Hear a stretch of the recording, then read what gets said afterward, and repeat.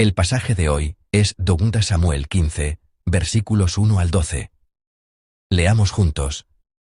Aconteció después de esto, que Absalón se hizo de carros y caballos, y 50 hombres que corriesen delante de él. Y se levantaba Absalón de mañana, y se ponía a un lado del camino junto a la puerta. Y a cualquiera que tenía pleito y venía al rey a juicio, Absalón le llamaba y le decía: ¿De qué ciudad eres? Y él respondía: Tu siervo es de una de las tribus de Israel. Entonces Absalón le decía: Mira, tus palabras son buenas y justas, mas no tienes quien te oiga de parte del rey. Y decía Absalón: ¿Quién me pusiera por juez en la tierra, para que viniesen a mí todos los que tienen pleito o negocio, que yo les haría justicia? Y acontecía que cuando alguno se acercaba para inclinarse a él extendía la mano y lo tomaba, y lo besaba. De esta manera hacía con todos los israelitas que venían al rey a juicio, y así robaba Absalón el corazón de los de Israel. Al cabo de 4 años, aconteció que Absalón dijo al rey: Yo te ruego me permitas que vaya a Hebrón, a pagar mi voto que he prometido a Jehová. Porque tu siervo hizo voto cuando estaba en Jesús en Siria, diciendo: Si Jehová me hiciere volver a Jerusalén, yo serviré a Jehová. Y el rey le dijo: Ve en paz. Y él se levantó, y fue a Hebrón. Entonces envió Absalón mensajeros por todas las tribus de Israel, diciendo: Cuando oigáis el sonido de la trompeta diréis: Absalón reina en Hebrón. Y fueron con Absalón 200 hombres de Jerusalén, convidados por él, los cuales iban en su sencillez, sin saber nada. Y mientras Absalón ofrecía los sacrificios, llamó a Ahitofel Gilonita, consejero de David, de su ciudad de Gilo.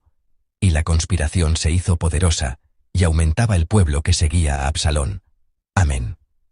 Cuando la víctima se vuelve agresor, compartiré la palabra con el título: Cuando la víctima se vuelve agresor. Cuando enseñaba, una universidad me pidió que impartiera una materia de cultura general. Así que preparé una clase que durante mucho tiempo pensé que sería buena para esa escuela. Se llamaba La cultura alemana vista a través del cine. La enseñé durante 2 semestres y, aunque me da un poco de vergüenza decirlo, fue bastante popular. Muchos estudiantes se inscribieron. Mientras preparaba el sermón de hoy, recordé una de las películas que mostré en esa clase. La película se llama Land of Mine. Probablemente casi nadie la haya visto. No es muy conocida ni totalmente comercial.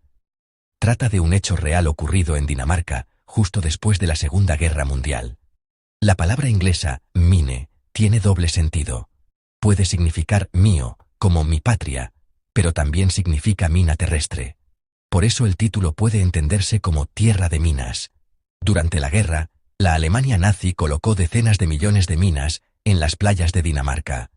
La guerra terminó, y el ejército alemán se retiró, pero las minas quedaron en la tierra. Entonces comenzó otra guerra. La guerra contra esas minas enterradas después de la guerra. He oído que todavía no se han retirado todas. Para quitarlas, Dinamarca utilizó a jóvenes soldados alemanes nazis, prisioneros de guerra. En la película son apenas adolescentes. Visten uniforme militar, pero por la noche lloran diciendo que extrañan a su madre y que quieren volver a casa. No son tan distintos de los niños que viven en nuestros hogares. Al ver la película surge una pregunta: ¿quién es realmente el agresor?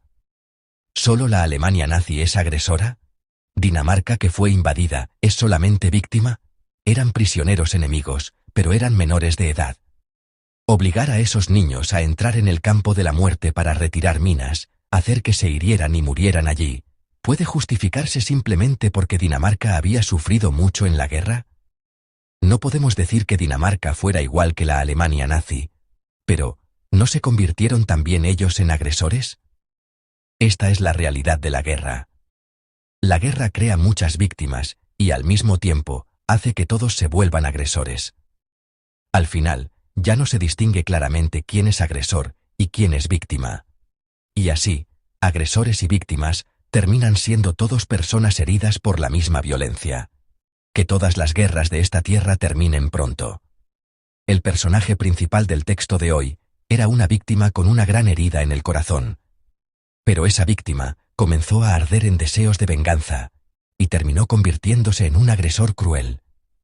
Era Absalón, uno de los hijos de David, un príncipe hermoso al que quizá muchos veían como posible sucesor del rey. En el texto de hoy, Absalón se rebela. Preparó cuidadosamente la opinión pública y cuando llegó el momento, se rebeló en Hebrón, la ciudad ligada al trasfondo político de David. El significado del nombre Absalón hace que esta rebelión sea irónica. Puede entenderse como paz del padre o paz con el padre. Sin embargo, quien llevaba un nombre de paz no trajo paz con su padre, sino rebelión y guerra. ¿Por qué se rebeló contra el padre que le dio un nombre de paz? El texto nos da una pista importante: el juicio. Absalón se convirtió en juez, y en un juez muy popular. En el versículo 4 dice: «¿Quién me pusiera por juez en la tierra? Entonces todo el que tuviera pleito o causa vendría a mí, y yo le haría justicia». Absalón llamaba a los que venían a Jerusalén para recibir juicio del rey, y él mismo intervenía. El versículo 3 muestra que daba decisiones favorables, palabras que la gente quería oír. Así fue ganando los corazones. El versículo 6 dice que Absalón robaba el corazón de los hombres de Israel. Pero ese juicio era extraño. Primero, era un juicio para ganar corazones. Segundo, lo hacía alguien sin autoridad para juzgar. ¿Por qué Absalón quiso ser juez? Probablemente porque tenía una herida profunda relacionada con el juicio. Su hermana Tamar había sido dañada por Amnón, su medio hermano. Después de aquello, Absalón seguramente esperó que David, su padre, actuara como juez, castigara severamente a Amnón y restaurara el honor de Tamar. Esperó un juicio justo. Pero no ocurrió. David se enojó mucho, pero guardó silencio. Pasó el tiempo, y no tomó medidas. Amnón destruyó la vida de una mujer, pero no recibió castigo. Siguió viviendo como príncipe, quizá incluso pensando que un día podría suceder a David. La vida de una mujer fue destruida, mientras el agresor vivía como si nada hubiera pasado.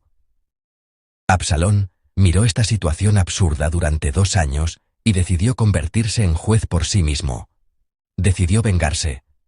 Invitó a Amnón y lo mató, completando la venganza por su hermana. Pero el problema no terminó allí. Una vez que subió al lugar de juez, Absalón ya no parecía querer bajar, porque David, que todavía debía juzgar, seguía sin dar sentencia. David continuó sin actuar. Guardó silencio cuando supo lo que Amnón hizo a Tamar, y tampoco intervino activamente cuando Absalón mató a Amnón. No juzgó el bien y el mal entre sus hijos. Cuando Absalón dijo que no había nadie de parte del rey para escuchar las causas, quizá estaba revelando el verdadero dolor que llevaba años en su corazón. La conducta de David fue claramente abandono de su deber. En la antigüedad, el rey era quien juzgaba, Salomón se hizo famoso por su juicio, y Pablo fue a Roma para ser juzgado por César. El rey debía juzgar y resolver las injusticias del pueblo. Pero David no juzgó. Aun cuando surgieron problemas entre sus hijos, permaneció indiferente. David no solo era rey, también era padre. Con autoridad de padre, debía discernir lo correcto y lo incorrecto para sus hijos. Proverbios 13:24 dice que quien detiene el castigo aborrece a su hijo, pero quien lo ama, lo disciplina con diligencia. Muchos dicen que no disciplinan porque aman, pero la Biblia dice lo contrario. No disciplinar no es amor, amar es disciplinar fielmente. Según esta palabra, David no amó correctamente a sus hijos. No amó a Amnón ni a Absalón. Sin disciplina, fue un padre sin amor. Como padre también debía enseñar la palabra de Dios. Cuando Amnón pecó contra Tamar, David debió enseñarle a asumir responsabilidad conforme a la ley y tomar medidas concretas. Efesios 6:4 dice: «Padres, no provoquéis a ira a vuestros hijos, sino criadlos en disciplina y amonestación del Señor». Esto no significa no corregir nunca, sino no educar según nuestras emociones o pensamientos. La educación de los hijos debe hacerse con la palabra del Señor. Por eso es tan importante formar desde pequeños el hábito de meditar en la Biblia. Así se forma un corazón que valora la palabra de Dios. Ese niño, aún al crecer, apreciará la palabra de Dios y caminará por su camino. La Biblia manda claramente criarlos en la disciplina y amonestación del Señor. David debió hablar a Amnón la instrucción y la amonestación de Dios. Aunque escondiera su enojo personal, debía enseñar claramente la palabra, pero no lo hizo. Se quedó sin intervenir. Cuando el que debía ser juez se quedó quieto, Absalón, que no tenía derecho a ser juez, intentó serlo. Como no hubo juicio verdadero, Absalón decidió sentarse él mismo en el lugar del juicio, y allí comenzó la tragedia. Amados, hoy es domingo de la niñez, y estamos viviendo mayo como el mes de la familia. Por eso esta palabra, esta historia de David, nos toca aún más profundamente. Un gran problema surgió en la casa de David. ¿Por qué? Porque perdieron al juez. Los que habían sido puestos para juzgar, no juzgaron según la palabra de Dios. No pronunciaron el veredicto de Dios, conforme a la palabra de Dios. Y cuando alguien que no podía juzgar decidió convertirse en juez, el problema se agravó. ¿Qué desea Dios de nosotros? Primero, que los padres sean jueces para sus hijos. Debemos decir que lo correcto es correcto, y que lo incorrecto es incorrecto. Cuando los padres son indiferentes al bien y al mal, los hijos juzgan según su propio corazón. Como Absalón, vivirán haciéndose jueces a sí mismos. Y tratarán de cumplir su propia voluntad y terquedad por métodos injustos. Si dejamos a los hijos como David, separados de la palabra de Dios, ellos se convierten en sus propios jueces y pierden de vista al verdadero juez. Dios también quiere que los cristianos seamos jueces en este mundo. En un mundo cada vez más malo, que ha perdido y olvidado a Dios, Él quiere revelar por medio de nosotros el camino correcto y bendito. La mejor manera de ser buenos jueces para nuestros hijos, y para el mundo, es mostrar al verdadero juez. Es mostrar con nuestras palabras y vida, que Dios, el verdadero juez, existe. Que vivamos revelando a Dios, el verdadero juez, en toda nuestra vida cotidiana. ¿Cómo podemos dar a conocer al Dios juez? Meditando siempre en la cruz. La revelación decisiva del juicio de Dios. En la cruz, Dios apareció como juez de todo el mundo. Pero su manera de aparecer fue especial. Dios era, en realidad, la parte ofendida. Los seres humanos rompimos unilateralmente el pacto con Dios por nuestro pecado. Pero el modo en que Dios, el ofendido, trató a nosotros los ofensores, es totalmente distinto al del mundo. Dios no se vengó, ni tomó represalia. No se volvió agresor como Absalón. Tampoco trató cruelmente de nuevo a aquellos soldados adolescentes alemanes que no entendían nada, como hicieron los daneses. No eligió el camino donde la víctima se convierte en agresor. Más bien, volvió a hacerse el que sufre. En la cruz, fue el herido y abrazó a nosotros, los ofensores. Este es el juicio de Dios. No que la víctima hiera al agresor por venganza, sino que la víctima abrace al agresor.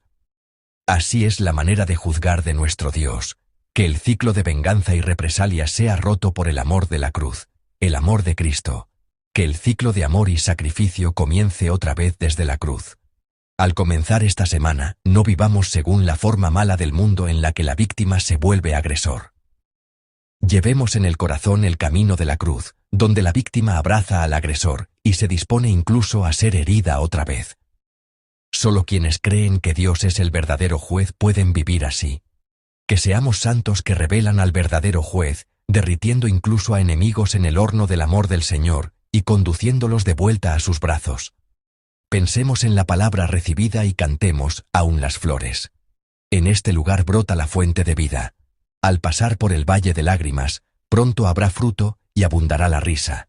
Flores, nubes, viento y el mar inmenso, alaben, alaben a Jesús. Canta, alma mía, haciendo resonar los cielos. Señor de gracia, Señor de gracia, Señor de gracia. Oremos juntos. Este mundo se venga y toma represalia, haciendo que aún las víctimas se vuelvan agresores, y al final, todos resulten heridos.